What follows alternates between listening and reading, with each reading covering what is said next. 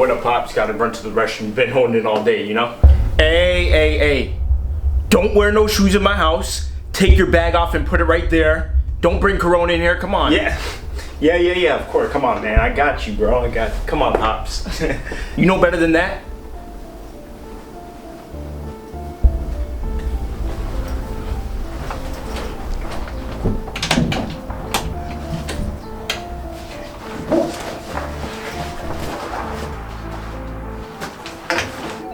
Did he go in the bathroom with your bag?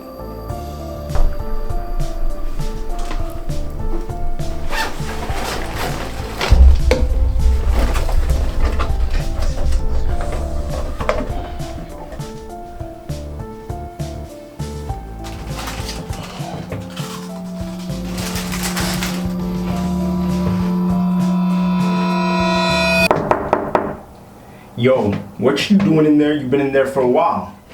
Nothing, Pops. I'm giving the fish a shower. You know, I'm trying to be responsible. All right, hurry up. I'm thirsty. I need the list to read.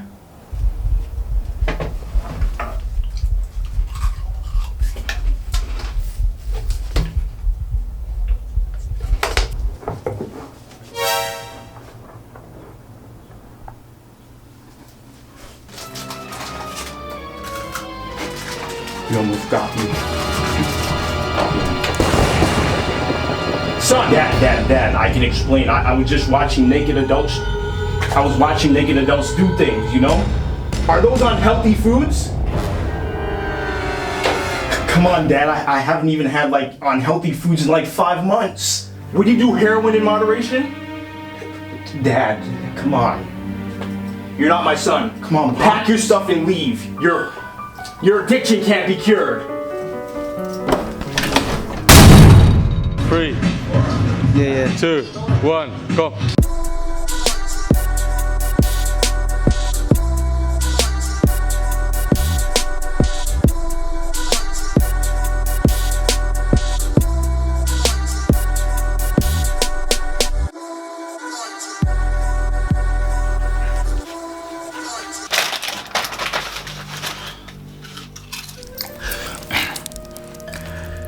When is the last time you had the unrelenting urge to slide a 1.5-inch needle into your pulsating veins to shoot up some heroin? Yeah, I didn't think so. I mean, honestly, I won't judge you though. What's going on, team? Journalist Urban Felix Sean with thefitnessjournals.com, and today we're touching on something very, very important. Heroin versus unhealthy foods. Now, I want you to pay very close attention to the clip I'm rolling right now. Roll the tape. Everything in moderation only applies to healthy things. Obviously, we don't recommend cigarettes in moderation or heroin in moderation. We don't recommend unhealthful foods in moderation either. Here's where it makes sense. A child might like to play the violin, but after 6 or 8 hours, it might be a good idea to go for a walk or do some homework. It's the same with healthy foods. We might like broccoli, but you don't want to have all broccoli all the time.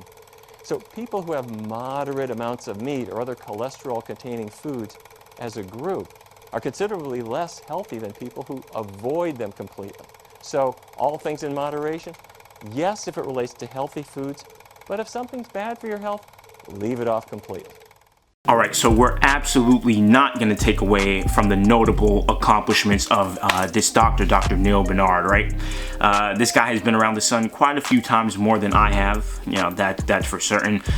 He's an MD, come on now, MD, and he certainly knows a thing or heroin, or two. Now, really, all jokes aside, I truly believe that his mission is to help people improve their lives, but well, we'll get there. Now, this man provides a ton of insightful information through various content forms, and chances are you are not in this man's caliber. Look, there are levels to this health game.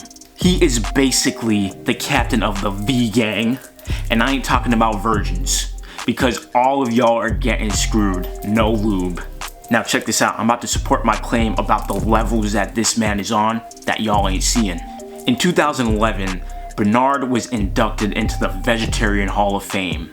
of the North American Vegetarian Society during its summer conference. Now, my first question is, what the hell is even that? Now, it's probably due to the esoteric communication among this elite group that I may be misinterpreting what he's trying to communicate to someone like me.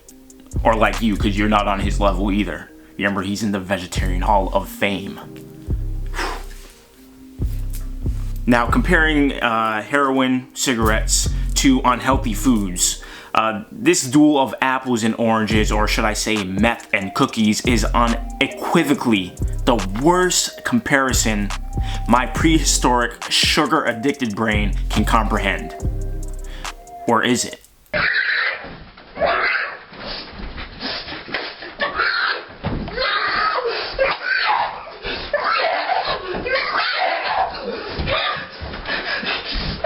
Now, there's a lot of truth to the statement that he made. What is my beef with this guy? I don't got no beef with him. He's vegetarian. So he wouldn't qualify anyway. Or I should say I wouldn't qualify. I'm not on his level.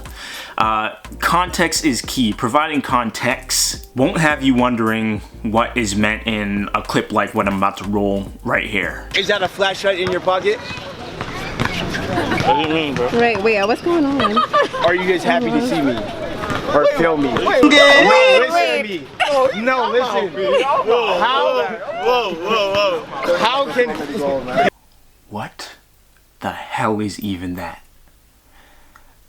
The adage of food addiction versus drug addiction, it is real. I want to stress the importance of that, as there are studies that support the claim of sugar addiction, but the place to place hard drugs into the same caliber of Oreos and ice cream without context is hyperbolic word vomit. Now, what we're about to do, we're about to actually get into the studies, because you guys know, if you're a subscriber and you know me, I love the science. I never just, like, if I share an opinion, it's an opinion and I'll make that known, but I never state something as a fact without backing or supporting it with some type of research, credible research, and science. But this is the problem with the internet right here. That is a problem with the internet. And look, really, you could find enough evidence in anything once you like do a little bit of searching to support the craziest claims that you may have. Once I decided that I had to go with it being flat based on my gut feeling and common sense evidence, then I was looking around to see who was making a working model of the flat earth, and I couldn't find him anywhere. So we're gonna get into the science that talk about sugar versus heroin or other addictions. Let's look at it right now. Now, addictions are a real thing, and I can promise you, it is also scientifically proven. If you do not do what I'm about to tell you, look, I don't wish an addiction on anybody, but this is really in your control. And if you don't do this, you are at risk of getting an addiction. So what you need to do right now is go ahead and just smash that like button. Go ahead and do it right now. Don't want you to get any addictions. The only addiction you should get is to be smashing that like button. But other than that, you don't want any other addictions. How drugs work on the brain. Current neurological evidence gives us no reason to think that addictive desires are formed in a different way to regular desires. When Hyman says that drugs hijack the reward pathways in the brain, he's referring to the mesolimbic dopamine receptors, which regulate reward and the reinforcement of behavior. All addictive drugs elicit the excitation of these dopamine receptors. Heroin, for example, binds to the brain's opioid receptors, which leads to a release of endogenous dopamine. Now, you guys can read the rest of this study. I'm just going to really touch right here on the sugar aspect of it, and like I said, you can read the rest of it. This is very informative, so I highly recommend checking it out. This is the part that we've been waiting for, right? Non-drug addictions. Now let's just go ahead and skip to the second paragraph. When we eat any palatable food, we experience an unconditioned release of endorphins. These endorphins bind to the same opioid receptors in the brain that heroin binds to. Just like heroin, this process causes a analgesic sensation and a release of dopamine in the reward center of the brain. Sugar sensitizes both the opioid and dopamine receptors in the brain in the exact same way as heroin, and hence our brains adapt to sugar in much the same way as they adapt to heroin. Boom. Now there's the scientific evidence that there is some obviously credible ground to this statement, but there needs, like I said, there always needs to be context. That's my only thing. There needs to be context, so people who aren't, you know, too savvy into the science understand where is this coming from. Is this like an absolute no-no, just like heroin? I would say is an absolute no-no, never, not even in moderation. Just like Dad said, no, not even in moderation. There should not be the use of heroin, but trying a little food every now and then, once you understand the context that is unhealthy, you know, you get to understand should or should I not, and understanding the background. Yes, scientifically there is evidence that supports my brain does react in a similar way when I eat certain sugary foods, or sugar in general, or palatable foods. It reacts the same way as it would react to a heroin addiction. Have you ever seen what someone on heroin does or how they look?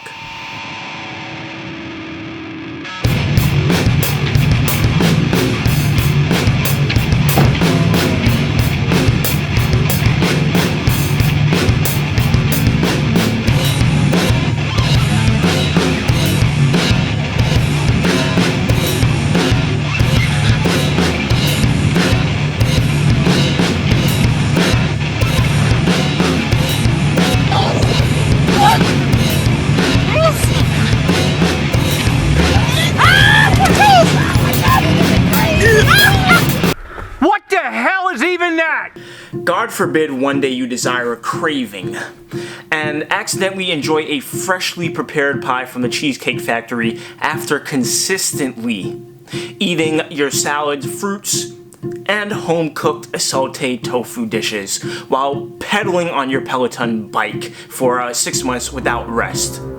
Don't you ever enjoy something unhealthy. There's no such thing as moderation when it comes to pie. Would you do heroin in moderation? Alright, let's be realistic here. If your lifestyle is not interfering with your quality of life, let's say you're not developing health risk factors, enjoy some unhealthy food every now and again if you choose to. That is what I strongly believe in. That's what I do. I don't think I'm unhealthy. Yes, of course the ideal is to be as healthy as you can be. That's a given, right? You should be eating foods which support immune health and improve your overall bodily functions. You should be exercising regularly, that's a given, and getting your rest. However, if by some mysterious reason you decide to eat something unhealthy after leading a overall healthy, active lifestyle, enjoy that unhealthy food as if it was your life source. Now, when it comes to heroin, would I say the same thing? Let's consider that. I'm just joking. Absolutely not. Now, here's the problem. 80-20. For the most part, people do this 80-20 rule wrong. They'll do the things that they shouldn't do 80% of the time, which doesn't add value, and the things that do add value, they'll do it 20% of the time. That should be flipped. You should be doing the things that add quality, value, you know, make you healthier, make you more active 80% of the time. And if you want to enjoy something 20% of the time that isn't, you know, really helping you improve, get closer to that goal, do that. You could even make the number less, 10% of the time. Now look, I live in America, and there's a reason why obesity is more common than a dude named Brad wearing a Ralph Lauren polo shirt who sips on salsa water. You go in looking like this, they're gonna come talk to you. Right before you leave, look in the mirror, look directly into your own eyes, and say, I'd f myself. Go in with confidence and you'll kill it. That is it. Make sure, look, leading a healthy lifestyle, that is a goal. Everything else is a bonus. We want to be alive long but we want to be alive long and healthy. That's the goal. Make sure that you do stay tuned for the next video. Hit the subscribe button if you're not subscribed already. Health is wealth. Get money. Remember, when you can't go anymore, it's just a warm-up.